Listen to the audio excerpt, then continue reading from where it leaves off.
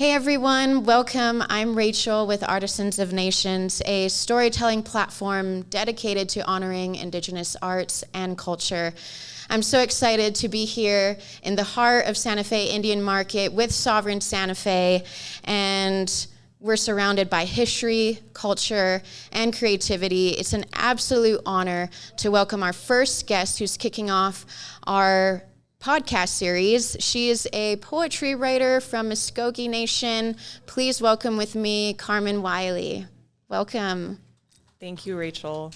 So as Rachel said, my name is Carmen Wiley. I'm a citizen of the Muskogee Nation.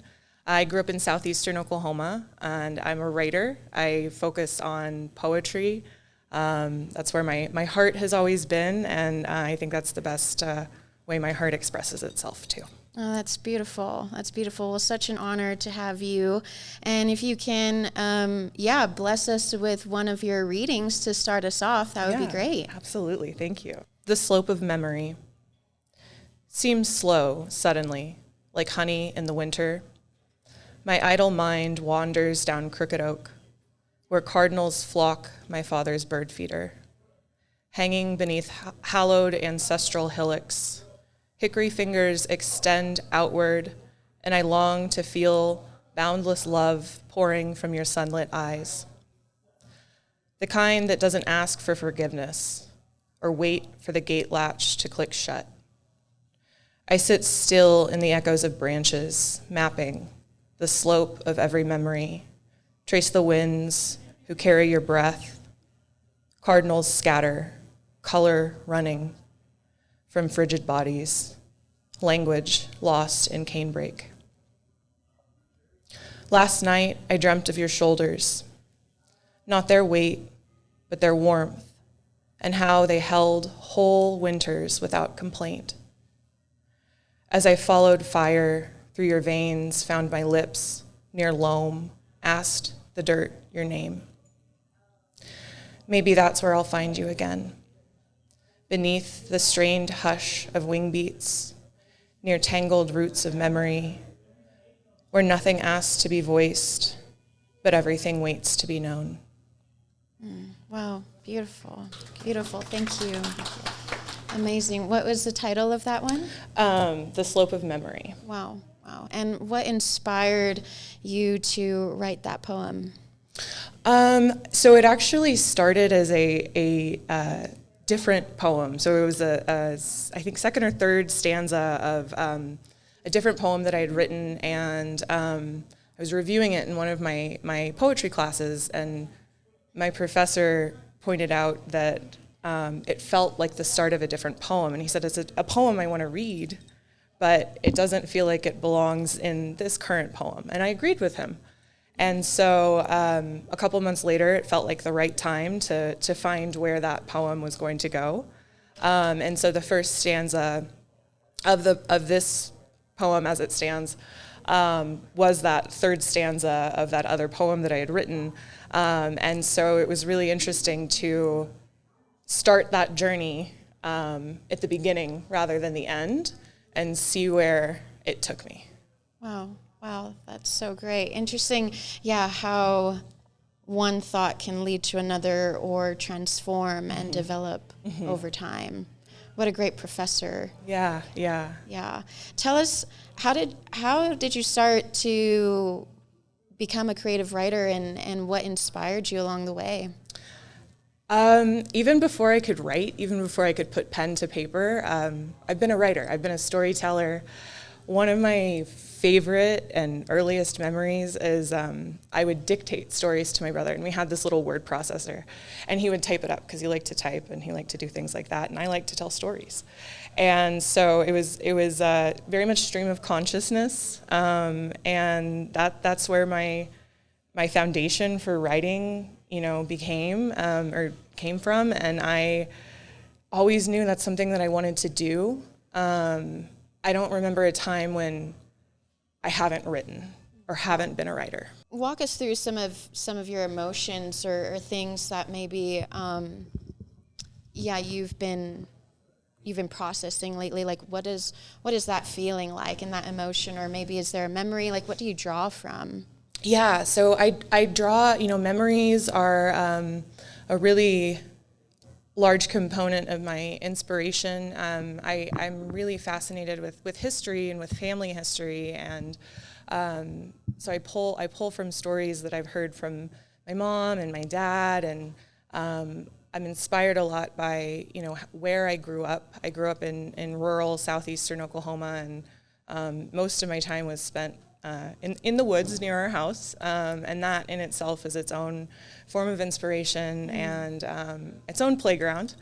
And I really like the idea of how you can be separated from a place, and you can be separated from an experience, but those experiences and those places continue to live on inside of you. And depending on what phase of your life you're in, those memories can impact you in different ways and be inspiring in different ways. And they speak to you as they are meant to speak to you in that moment. Wow, that's beautiful to, think of. Even just, I'm just imagining when you talked about the woods and where you lived and the smell of it. Yeah. And just kind of drawing from that with your writing. Is there any part of the process, like how do you get over writer's block? That's a common, thing. Yeah. How do you navigate that? I let it be blocked for a while. And I used to really struggle with that. I remember being younger and dealing with writer's block and trying to force myself through it. And it didn't work, and finally I let it be. And I've learned through navigating writer's block that way to respect my work as really an autonomous being, and that I don't have full control over how it enters this world. I do a lot of listening, and it tells me how it wants to enter this world. And similar to the process of writing The Slope of Memory, it starts as one way. You have one idea, and when you listen, you really see it evolve and take its own shape. And it's so much more powerful and more meaningful to have that experience of getting to know what this project, what this piece is meant to be as it grounds itself into this world. That's so good. Yeah. In terms of, different forms of writing, right? Do you have a favorite, whether it's, novel or poetry or whichever form? What's your favorite? Yeah. Definitely poetry. I mean, creative nonfiction is a really close second. But I've always been drawn to poetry, and especially as I get older, I'm just really fascinated with how much you have to narrow the scope when you're writing poetry, because it's all about economy of words, right? And I can't tell you how many hours I've spent going back and forth of like, do I add an S? Do I take the S away? Oh, wow. And it's just these minute changes that have such a massive impact on the overall piece and how it lands for the reader. And the difference between writing a poem and reading it to yourself and not reading it aloud, but then writing a poem and reading it aloud and hearing how that sounds, and the impact that focusing on sound can have and shift the poem itself. I'm a sucker for alliteration, so I do like sound poems as well. So that's so fun. Yeah. Speaking of sound, where else have you read any of your poetry? So I did a reading for IIA last fall, and then I had one also last fall at the Collected Works bookstore. I did a reading with a couple of my classmates and one of my professors. And then this coming Monday, I'm going to be reading at Ghost Ranch with a group of students and Joy Harjo.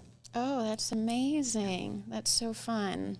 How, speaking of like a group creative process experience, And, one of the things that we love is creating in community. And that's super valuable to any artist.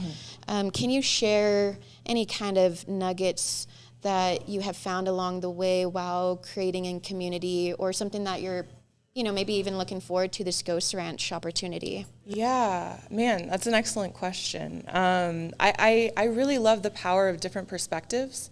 I like that, as a writer, as any creative, we can often get in our heads and overthink things.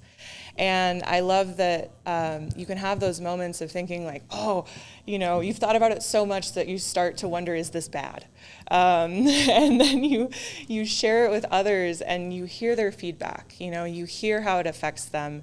You hear how they think that, what changes can strengthen the readers and the listeners' experience. Because when we are creating, we are it's such an intimate connection with the piece that we're creating that sometimes it's difficult to understand how it's received externally. And I think that hearing that external reception strengthens people's work as a whole, and it helps pull the artist out of their own head. Wow. Yeah, definitely can relate to, pulling us out of our own cloud of create our own mind. Yeah, that can be clouded. Yes. Yeah, and having someone else speak into that can add the clarity that we so need to find at times. Yeah, that's beautiful. Well, can you read us one more poem? Yes, absolutely. Awesome. Pellet Song. The air smelled like creek mud and copper, like something waiting to strike, flintlock. Poised for hunting, cans on a tree stump. Skinless and shining, our hardiest kill. Cicadas tuned grief to the endless groan of summer heat. Tired earth held its breath, stifled and choking on broken mouth and barren tongue. We only killed the quiet, voices half turned to dust while our names were tapped into trees. You lined up 3 cans, steady hands and a grin. Said the last one was mine, but fired anyway. Nothing moved but the barrel, slow, like your breath, held half a lifetime ago, when all that mattered was the tinny ping of pellets striking skinned metal before silence took aim. But somewhere, downwind from home, we're still sighting rusted cans, waiting for this quiet ache to end. Wow, thank you, Carmen.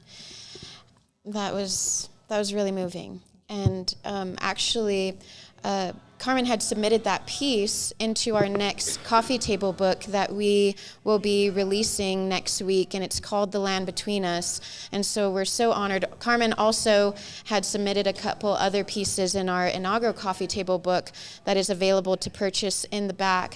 Thank you again, Carmen, for being here. Such an honor. Thank you, everyone, for listening and tuning in to us. You can follow Artisans of Nations on YouTube, Spotify, Apple Podcasts, and all major social media platforms. We're so grateful to our partners and supporters for the City of Santa Fe, Office of Economic Development and Arts and Culture. Thank you again to Sovereign Santa Fe, and for you being here, Carmen. We look forward to the next one. And until next time, everyone, please keep creating and sharing your stories. We need them. And have a wonderful weekend. Thank you, Rachel. Thank you.